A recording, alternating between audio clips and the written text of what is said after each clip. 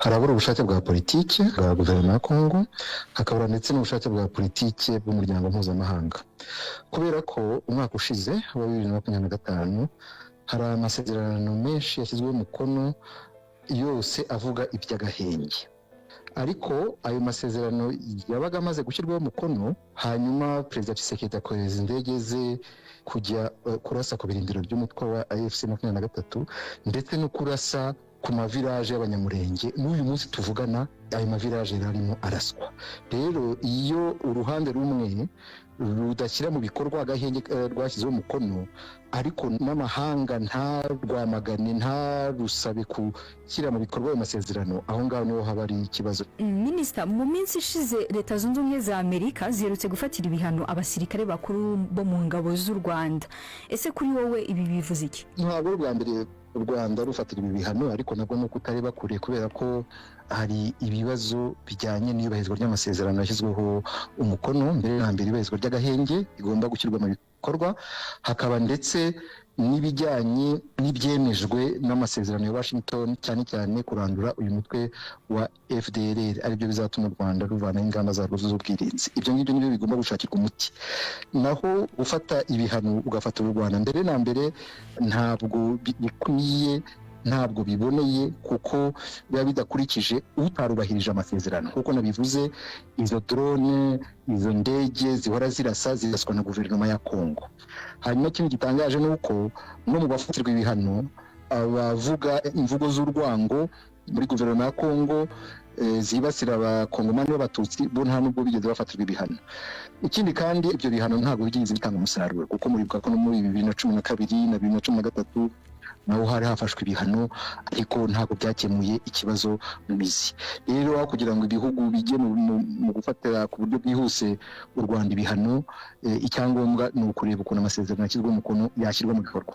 Umwarimu komoje ku bindi bihano u Rwanda rwari rwigeze gufatirwa, ubona ibingibi byafatiwe u Rwanda ku ntambara ya Kongo, bakomeje gushinja u Rwanda kugiramo uruhare, hari icyo bizakemura ku ntambara? Ntacyo bizakemura nyine, kuko n'ibihano bya mbere ntabwo icyo bikemura, kuko niba hari amasezerano yashyizweho umukono, amasezerano y'agahenge areba impande ebyiri, areba impande zirwana ziyemeza guhagarika imirwano kugira ngo zijye mu biganiro bya politiki.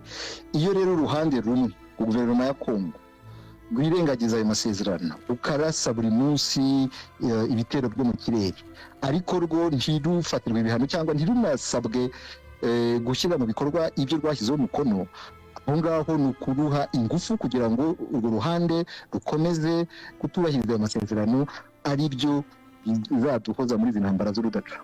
Mubona ari nk'izihe ngaruka ibi bihano bishobora kugira ku gihugu nk'u Rwanda cyangwa se igisirikare cyarwo? Twebwe igihugu cy'u Rwanda ni igihugu gifite amateka maremare, cyanyuze muri byinshi. Twanyuze muri jenoside yakorewe abatutsi aho n'amahanga yareberaga, tunyura mu bihe aho hari ingabo z'abajenosideri zaduteye inshuro nyinshi muri ibihe by'abacengezi, tunyura mu bihe aho izo ngabo zakomeje kudutera mu izina rya FDLR ntihagira igikorwa. Rero kumva ko u Rwanda rushobora kutarengera umupaka warwo, rudashobora kutarengera abaturage barwo kubera ibihano, ibyo ni ukwibeshya. Hanyuma mubona ari nk'iki kigomba kuba cyakorwa kugira ngo amahoro agaruke mu burasirazuba bwa Kongo? Ikigomba gukorwa mbere na mbere ni ukubahiriza agahenge, hanyuma icya kabiri rero ni ugushyira mu bikorwa aya masezerano ya Washington, ni ukuvuga inzego zashyizweho kugira ngo ziganire ku kurandura uyu mutwe wa FDLR, aribyo bizatuma u Rwanda rukuraho ingamba zarwo z'ubwirinzi. Hanyuma hakaba n'ibiganiro bya Doha, nabyo bigomba kongererwa ingufu, kuko haracyari amaprotokoli 6, ni ukuvuga amasezerano 6 agomba kuganirwaho agamije kurandura mu mizi ibyateye iki kibazo. Hanyuma n'icyanyuma rero nacyo kigomba kuzaganirwaho, kugira ngo byaratangiye, ni ukureba ukuntu haba ibiganiro hagati y'abanyekongo byakemura ibibazo bituma aka karere gahungabana kubera imitwe myinshi yitwaje intwaro iterwa n'uko kutagira imiyoborere ihamye.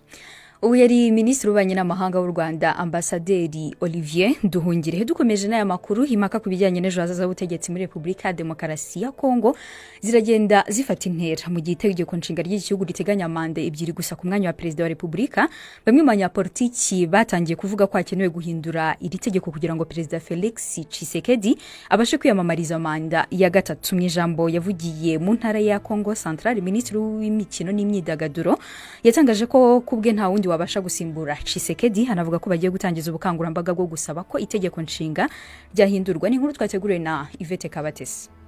Minisitiri w'imikino n'imyidagaduro wa Repubulika ya Demokarasi ya Kongo yatangaje ko abona nta wundi wasimbura perezida Felix Tshisekedi kandi ko bagiye kwerekeza kuri manda ya gatatu. Abwira abayoboke b'ishyaka UDPS riri ku butegetsi mu gace ka Kasanguru mu ntara ya Kongo Central, Minisitiri Didier Budimbu yavuze ko bagiye gutangiza inkubiri yo gusaba ihindurwa ry'itegeko nshinga kugira ngo perezida Tshisekedi yiyamamarize manda ya gatatu. Hashize igihe igitekerezo cya manda ya gatatu itemewe n'itegeko nshinga rya Repubulika ya Demokarasi ya Kongo giteza impaka muri rubanda no mu banyapolitike. Izo mpaka zongeye kwiyongera mu mpera z'icyumweru gishize, ariko Minisitiri Bidumbu we ashimangira ko Tshisekedi agomba kugumaho. Uyu munsi twatangiye gahunda yo kwerekeza kuri manda ya gatatu. Nibyo hari abavuga ngo natangiye ubutegetsi, yego, ariko se yabuhande koko mu by'ukuri? Uwo yabuhawe se yabukoresha iki? Minisitiri Budimbu yagarutse ku byo yise ibikorwa by'iterambere n'imibereho myiza, avuga ko Tshisekedi yagejeje ku gihugu bityo ko akwiye kuguma ku butegetsi.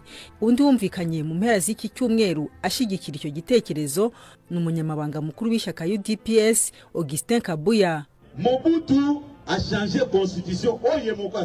Mobutu yahinduye ibwirizwa nshingiro wenyene inshuro 17. Laurent Desire Kabila yarihinduye inshuro 3. Joseph Kabila na wenyene yarahinduye ibwirizwa nshingiro. Abantu nibatuze ibwirizwa nshingiro natwe tuzorihindura. Hagati aho bamwe mu batavuga rumwe n'ubutegetsi bamaganye icyo gitekerezo cyabo mu ishaka rya Tshisekedi cyo gushaka guhindura itegeko nshinga kugira ngo yiyamamarize manda ya gatatu. Mu cyumweru gishize Bahati Lukwebo, umukuru wungirije wa Sena ya Repubulika ya Demokarasi ya Kongo, yatangaje ko yamaganye imihate yose yo kugerageza guhindura itegeko nshinga ry'iki gihugu. Naho mu mpera z'icyumweru gishize Sena ya RDC yasohoye itangazo rivuga ko yitandukanije n'ibyatangajwe na Lukwebo ndetse ko yabivuze ku giti cye. Tshisekedi uri ku butegetsi kuva mu 2019 ubwe ntaravuga niba yifuza manda ya gatatu. Gusa mu 2024 yatangaje ko itegeko nshinga rikwiye kuvugururwa kuko hari aho rifite intege nkeya. Ubutegetsi bwe buhanganye n'ibibazo bitandukanye birimo intambara mu burasirazuba bw'igihugu, intambara leta yo ivuga ko ari ubushotoranyi bw'u Rwanda rufashe umutwe wa M23, ibyo leta y'u Rwanda ihakana. Amatora ataha muri Repubulika ya Demokarasi ya Kongo ateganijwe mu kwezi kwa 12 2028 ubwo manda ya kabiri ya Tshisekedi y'imyaka 5 izabirangiye.